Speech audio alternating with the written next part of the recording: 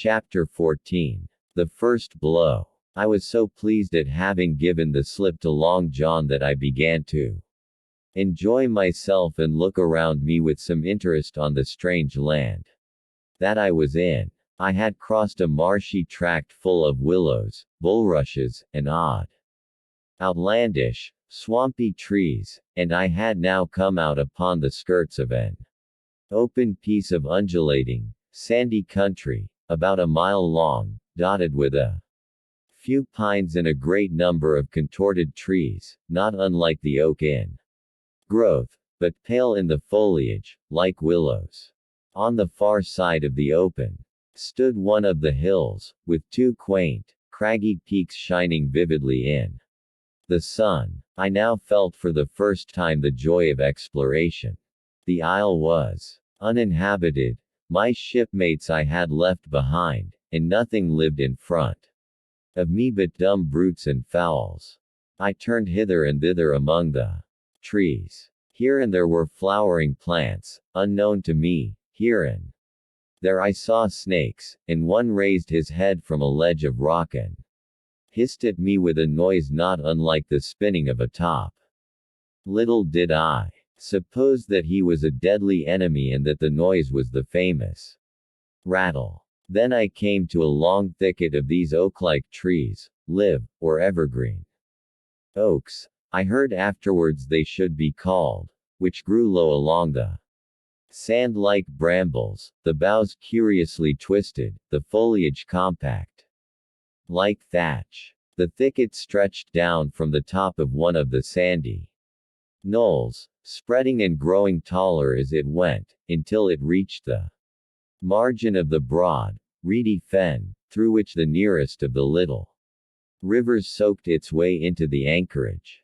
The marsh was steaming in the strong sun, and the outline of the spy-glass trembled through the haze.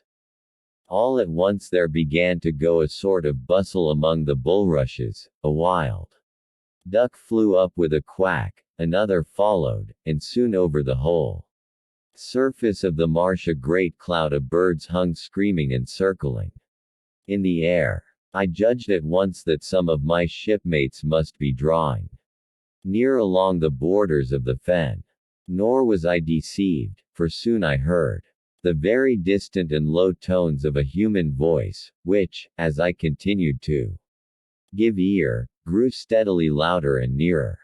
This put me in a great fear, and I crawled under cover of the nearest live oak and squatted there, hearkening, as silent as a mouse. Another voice answered, and then the first voice, which I now recognized to be Silver's, once more took up the story and ran on for a long while in a stream, only now and again interrupted by the other. By the sound they must have been talking earnestly, and almost fiercely, but no distinct word came to my hearing. At last the speakers seemed to have paused and perhaps to have sat down, for not only did they cease to draw any nearer, but the birds themselves began to grow more quiet and to settle again to their places in the swamp. And now I began to feel that I was neglecting my business, that since I had been so foolhardy as to come ashore with these desperadoes, the least I could do was to overhear them at their councils, and that my plain and obvious duty was to draw as close as I could manage, under the favorable ambush of the crouching trees. I could tell the direction of the speakers pretty exactly, not only by the sound of their voices but by the behavior of the few birds that still hung in alarm above the heads of the intruders. Crawling on all fours, I made steadily but slowly towards them, till at last, raising my head to an aperture among the leaves, I could see clear down into a little green dell beside the marsh, and closely set about with trees, where Long John Silver and another of the crew stood face to face in conversation.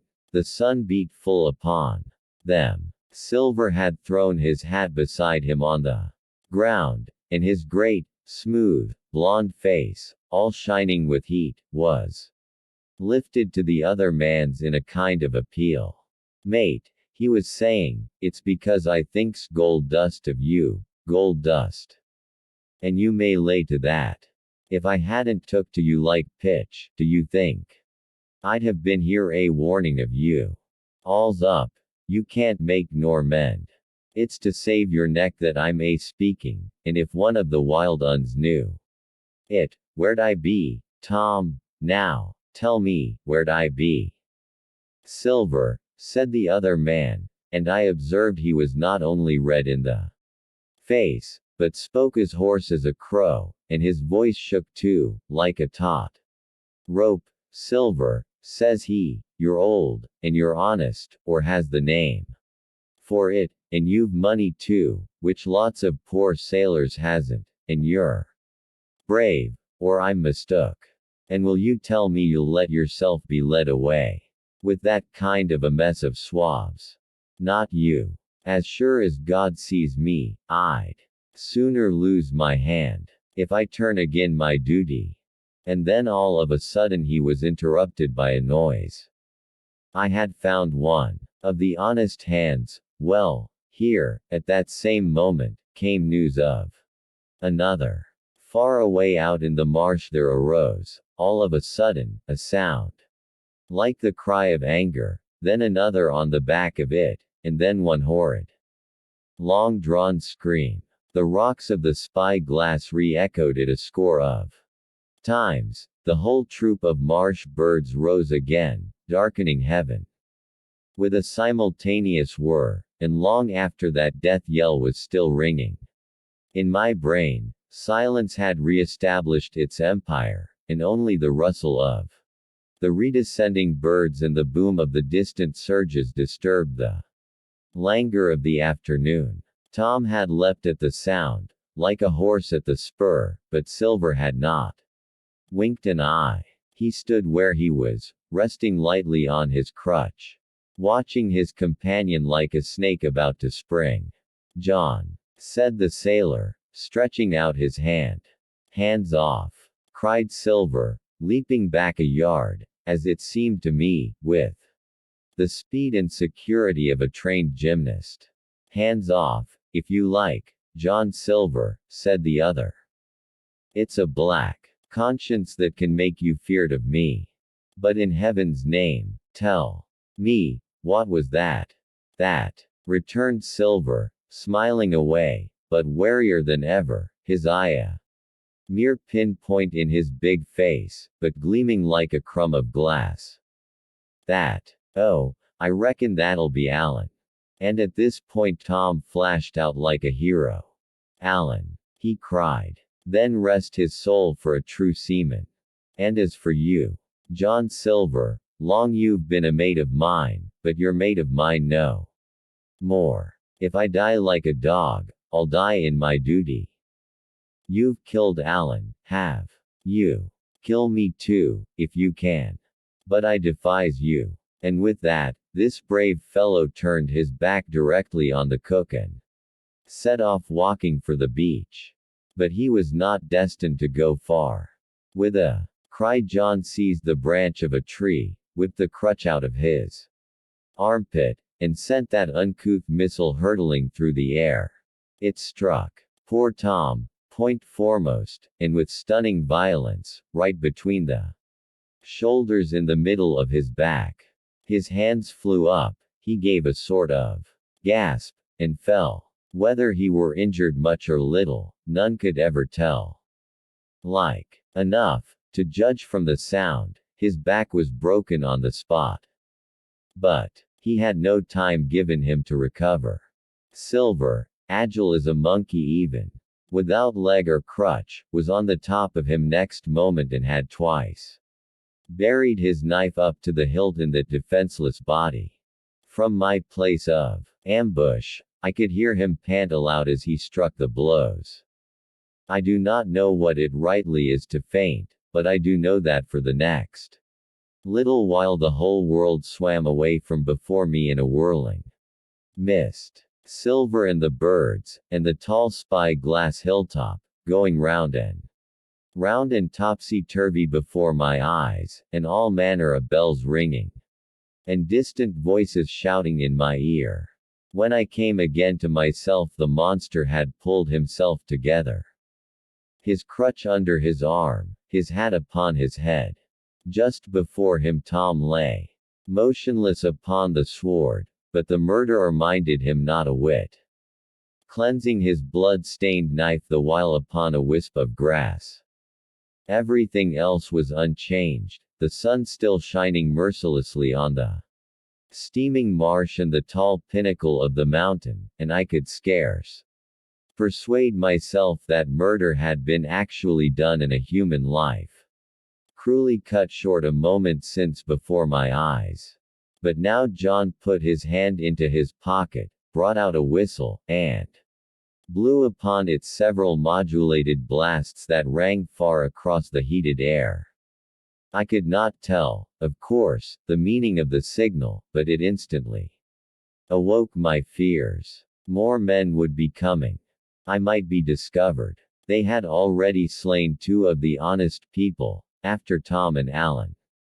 Might not I come next? Instantly I began to extricate myself and crawl back again, with what speed and silence I could manage, to the more open portion of the wood. As I did so, I could hear hails coming and going between the old buccaneer and his comrades, and this sound of danger lent me wings. As soon as I was clear of the thicket, I ran as I never ran before, scarce minding the direction of my flight, so long as it led me from the murderers, and as I ran, fear grew and grew upon me until it turned into a kind of frenzy. Indeed, could anyone be more entirely lost than I? When the gun fired, how should I dare to go down to the boats among those fiends, still smoking from their crime? Would not the first of them who saw me wring my neck like a snipe's? Would not my absence itself be an evidence to them of my alarm, and therefore of my fatal knowledge? It was all over, I thought. Goodbye to the Hispaniola, goodbye to the squire, the doctor, and the captain. There was nothing left for me but death by starvation or death by the hands of the mutineers. All this while, as I say, I was still running, and without taking any notice. I had drawn near to the foot of the little hill with the 2 peaks and had got into a part of the island where the live oaks grew more widely apart, and seemed more like forest trees in their bearing and dimensions. Mingled with these were a few scattered pines, some 50, some nearer 70 feet high. The air too smelt more freshly than down beside the marsh. And here a fresh alarm brought me to a standstill with a thumping heart. The end.